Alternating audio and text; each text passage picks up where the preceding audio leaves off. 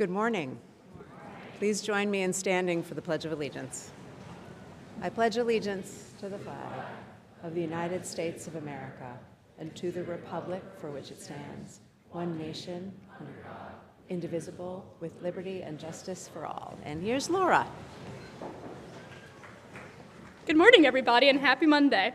Today is a white day, and it's Monday, September 18th. Reminder to juniors and seniors to check Naviance for this week's college visits. Please be sure to register for those visits in advance. See Ms. Carr with questions. Attention seniors, you may have heard some rumors. Well, the rumors are true. We are having a senior class trip to Six Flags Amusement Park on October 1st. Be on the lookout for sign-up information today.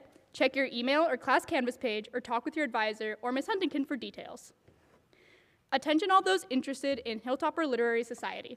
Please check your SEJ Labs for information about voting for this season's reading list. Voting forms were sent out on Friday afternoon and are due by 5 p.m. tonight. Happy birthday today to Hayden Brown. He's over there.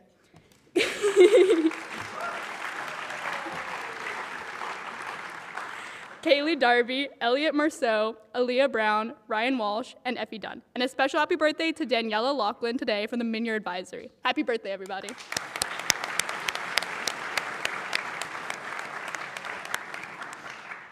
There's a boys' JV and varsity soccer game at Montpelier, 4 and 6. Please dismiss the teams at 1:30. JV football versus Mansfield at 6. Girls golf versus CVU at Newport Country Club at 4. Please dismiss the teams at 1:30. And boys golf versus BFA St. Albans at J Peak at 4. Please dismiss the teams at 1:20. Have a spectacular Monday, everybody.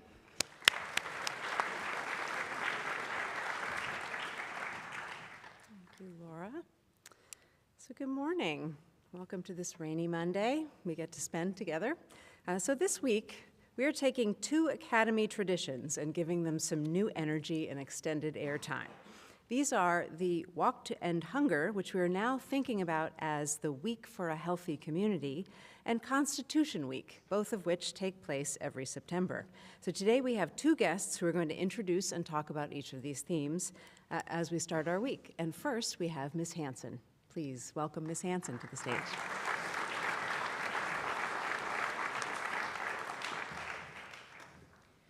Thank you, Dr. Howell. Good morning. Food is among our most basic needs, alongside air, water, and sleep. Hunger, the need for food, is a physical feeling of discomfort, a rumbling in your stomach. Hunger is the way our bodies tell us we need to nourish ourselves so that we can maintain our energy and function properly. As a child, the feeling of hunger was familiar to me, but through my community, I was fed. When people are able to eat, which is among the most basic needs, as I said, they are healthy enough to be active members of the community. Access to food means they have the chance to reach for opportunities beyond just having their most fundamental needs met. When children and teenagers have enough food, they're healthy enough to be at school and to learn. Their bodies have the chance to grow properly. When adults have access to food, they're healthy enough to go to work, afford necessities, and support their families. When senior citizens have enough food, they're able to stay as healthy as they can as they grow older. The earliest known communities were formed because we knew they needed one another to survive. This survival was very often closely tied to food, either acquiring it or growing it. Food influenced where communities were formed or settled, often near areas with access to resources like water, animals, and plants that people could eat. When we think of community now, we think less about access to food and resources, and yet that is still very much at the heart of community. When I came here last year, one of the first large community events that people talked about was the Walk to End Hunger. Some of you may have heard of it, others of you may not be familiar. The Walk to End Hunger was a week-long canned good drive that ended with a variety day and community walk. Last year, our efforts raised just over $2,000 in cash and food donations, which is something to be incredibly proud of. Then throughout the year, a group of your teachers worked together to generate an inspiring proposal for the ways the walk could be more, ways that we could take something that matters greatly to the St. Johnsbury Academy community and to the larger Northeast Kingdom community and help be more connected.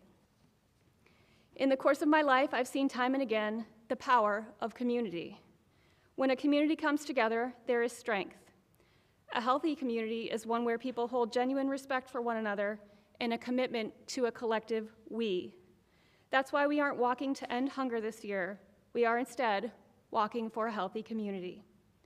We hope to help the community be healthier through a partnership with Northeast Kingdom Community Action, or NECA.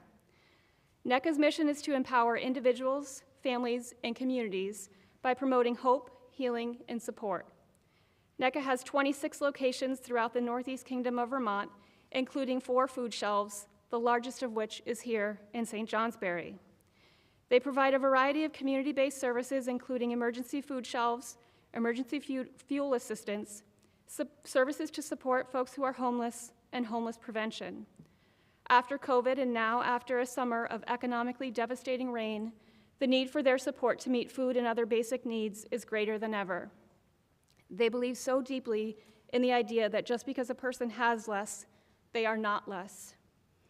Their work helps provide people access to those basic human resources to be most fully human.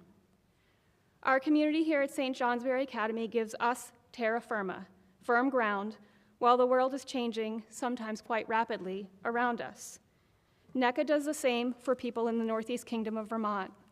NECA is a place where safety and hope are stocked on shelves and given out to all who need it. This week, you'll hear more from other speakers about NECA, about 3 different ways that you can get involved and ways you can remain involved throughout this year. Thank you, as always, for the compassion and kindness you bring to this community. In advance, I thank you for that same compassion and kindness you'll bring to our partnership with NECA. Thank you.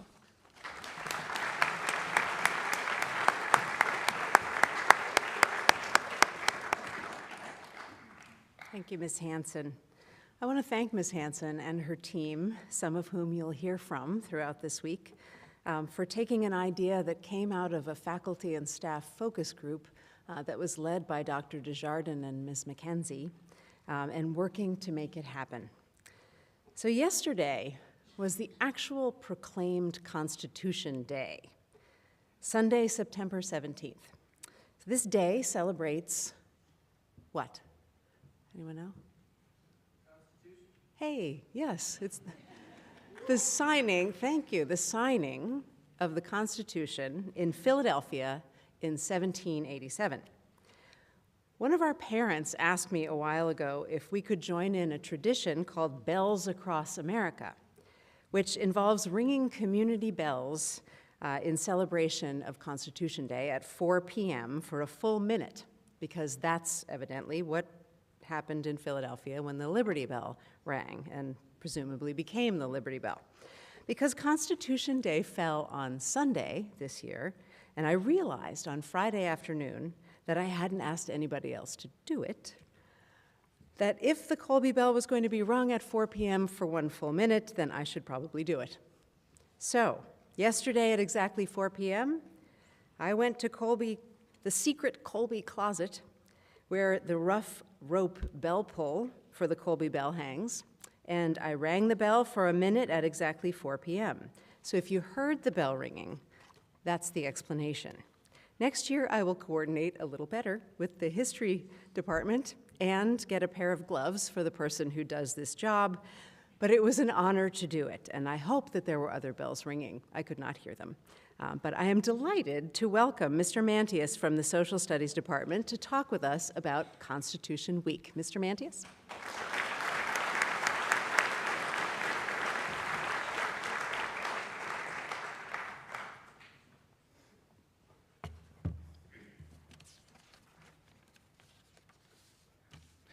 Thank you, Dr. Howell. My name is Mr. Mantius. I am a social studies teacher here at the Academy. And this morning, my job, as you know, is to introduce Constitution Week.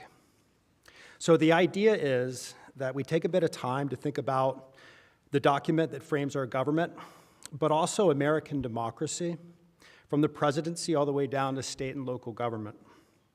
And today, I want to communicate just one key idea, and that is that this hallowed and glorious Constitution that we dedicate a week to is only as good as the people behind it. Now, I hate to say it, but the Constitution at times has been used to limit opportunity and repress freedom. It's been used to defend slavery and segregation, and failed to hold the country together during the Civil War. But on the other hand, it's given good people a system through which they can make positive change. Under this government spelled out by the Constitution, we've seen a dramatic expansion of human rights. We've seen the weak protected by law. We've seen a nation rally together to fight dictators and fascist regimes abroad. It's been a good, roughly 234-year run under the Constitution, but the future is not promised to us. About half of you in this room will be able to vote in the 2024 presidential election. And chances are, at this point, you'll be able to choose between a man who will be 78 and a man who will be 82 on Inauguration Day. So let's think about this for a second right here. In fact, faculty and staff in the room, raise your hand, raise it high if you're 82 years old or older. In the balcony, if you couldn't see, nobody raised their hand because in most professions, by the time you get to 82, you've retired. And I hope that I'm retired at 82. I've got nothing against the longevity of these candidates, but this is a symptom of something bigger. Political engagement increases with age, and older voters tend to vote for older candidates. And this alone is not bad. The problem is that there's a sense of disillusionment among young voters. In fact, good young people of character are reluctant to run for office and to serve the community around them, which begs the question, who will fill the void? What will our next generation of leaders look like? Will we see a new class of leaders who are intolerant of diversity and unwilling to recognize opposing perspectives?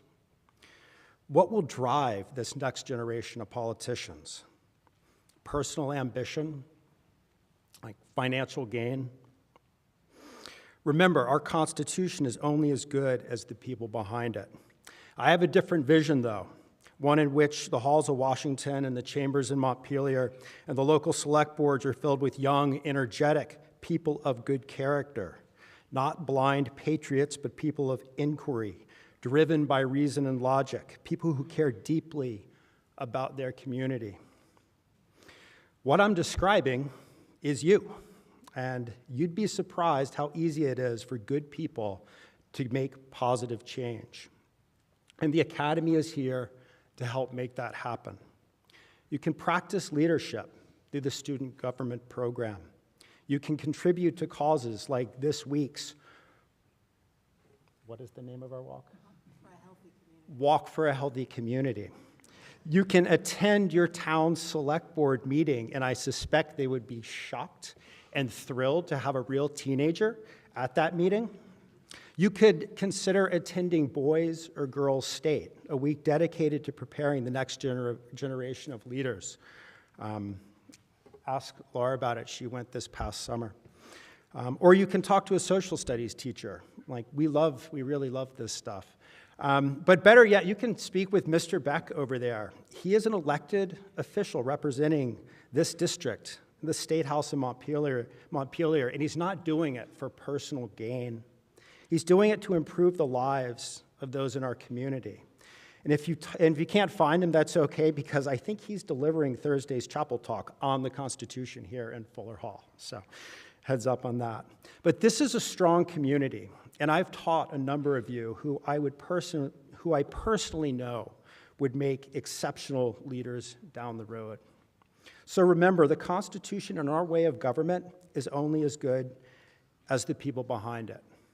So please consider public service. Thank you.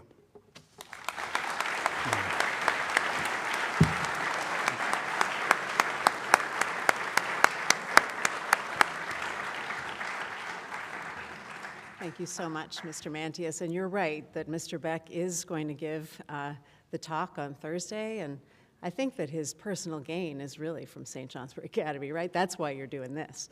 Yeah, good. All right, everybody, stay dry today. Have a good one. Faculty.